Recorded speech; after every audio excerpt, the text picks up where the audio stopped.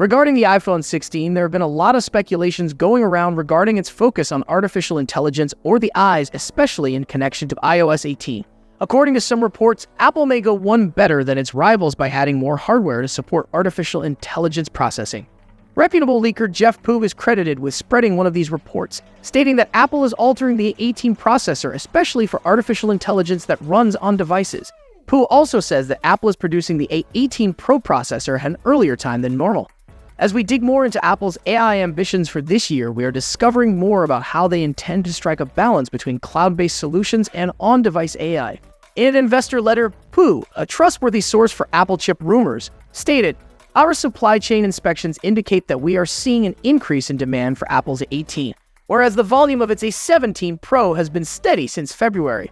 We note that the A18 Pro, Apple's 6th GPU variant, will have a bigger chip area than the A17 Pro, which may establish an edge computing trend. More transistors and specialized parts may be added to a chip by increasing its die area, which usually improves performance. Larger die sizes, however, also carry a higher chance of errors and design problems, which may have an impact on heat dissipation and energy efficiency. As they ramp up A18 Pro manufacturing in front of the later in the year release of the iPhone 16, Apple will need to strike a balance. Contrarily, edge computing includes processing artificial intelligence on the device itself as opposed to on the cloud. This year, Apple is anticipated to adopt a mixed strategy for AI features using cloud infrastructure, possibly in conjunction with Google, for certain capabilities while retaining complete control over others on the device. There have been other reports indicating that Apple modified the A18 processor with an emphasis on AI. According to a report from last month, the A18 will have a more potent neural engine and a significant increase in the number of integrated AI computer cores. This year, an A18 processor is anticipated to be included in the iPhone 16 and iPhone 16 Pro.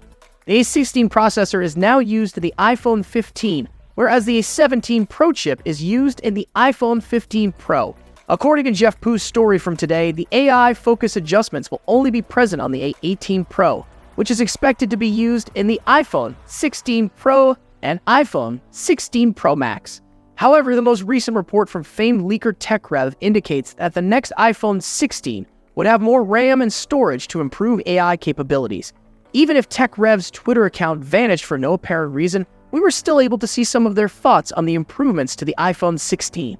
Their tweets suggest that the entry-level iPhone 16 model may have 8 GB of RAM and at least 256 GB of storage, compared to the iPhone 15, which only has 128 GB of storage and 6 GB of RAM minus 8 GB of which are reserved for the Pro version. This is a major gain.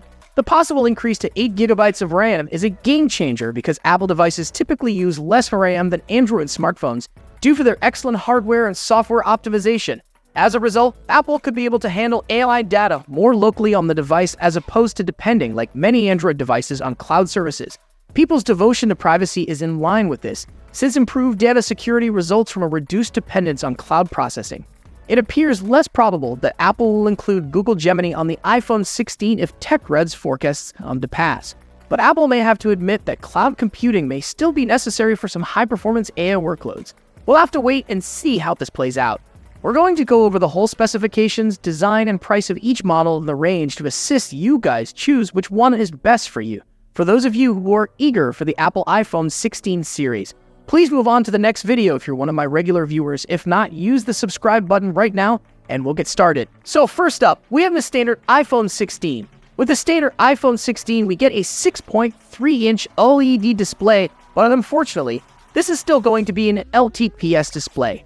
The iPhone 16 is going to have a taller aspect ratio than last year, and it's going to be protected by Ceramic Shield 2. We get the new Dynamic Island, which covers up the 12-megapixel selfie camera and Face ID sensors. Then on the rear, we've got a 12-megapixel primary camera and a 12-megapixel ultrawide. It's powered by the 18 chipset, and it's likely coming with 6 gigs of RAM and up to 512 gigs of storage. It's also powered up by a 3561 milliamp battery with 30W fast charging, and it's going to come with advanced 5G Bluetooth, 5.3, and Wi-Fi 6E. Now it will, of course, ship with iOS 18, and it's expected to launch for around $850 in September 2024. Next up, we've got the iPhone 16 Plus. With the iPhone 16 Plus, we get a 6.9-inch OLED display, and again, unfortunately, this is another LTPS display. It's got a taller aspect ratio than its predecessor, and it's protected by Ceramic Shield 2. We get the new Dynamic Island, which covers up the 12-megapixel selfie cameras and Face ID sensors. Then on the rear, we've got a 12-megapixel primary camera and a 12-megapixel ultrawide. It's powered by the 18 chipset, and it's likely going to come with a choice of 6 gigs of RAM and up to 512 gigs of storage. It's powered by a 46 mAh battery with 30 GW fast charging, and it comes with advanced 5G Bluetooth 5.3 and Wi-Fi 6E. Now, of course, it ships with iOS 18, and it's expected to launch from around $950 in September 2024. Next up, we've got the iPhone 16 Pro. Now, the iPhone 16 Pro has a 6.3-inch 120Hz LTPO OLED display. It's got a taller aspect ratio than its predecessor, and the Pro is protected by Ceramic Shield 3. We get the new Dynamic Island, which covers up the 12-megapixel selfie camera and Face ID sensors. Then on the rear, we get a 48-megapixel primary camera, a 48-megapixel ultrawide camera. Then we've got a 12-megapixel tetra prism camera with 5 times optical zoom. It's powered up by the 18 Pro chipset, and it comes with 8 gigs of RAM and up to 1 terabyte of storage. And it's also powered by a 3,450 mAh battery, and fast charging is still unknown at the moment, but we do expect some improvements. And of course, it comes with the advanced 5G Bluetooth 5.3 and Wi-Fi 7. It will, of course, ship with iOS 18, and it's expected to launch for around $1,100 in September 2024. Now finally, we saved the best for last, the iPhone 16 Pro Max. With the iPhone 16 Pro Max, we get a 6.9-inch 120Hz LTPO OLED display. Again, like the other phones, it's got a taller aspect ratio than its predecessor, and it's protected by Ceramic Shield 3. We have the Dynamic Island, which covers up the 12-megapixel selfie cameras and Face ID sensors. Then on the rear, we've got a 48-megapixel primary camera, a 48-megapixel ultrawide, and a 12-megapixel tetra prism camera with 5 times optical zoom. It's powered up by the 18 Pro chipset. It comes with 8 gigs of RAM and up to 1 TB of storage, and it's powered up by a 4676 mAh battery. As with the 16 Pro, we don't have the fast charging at the moment, but we do expect to see some improvements.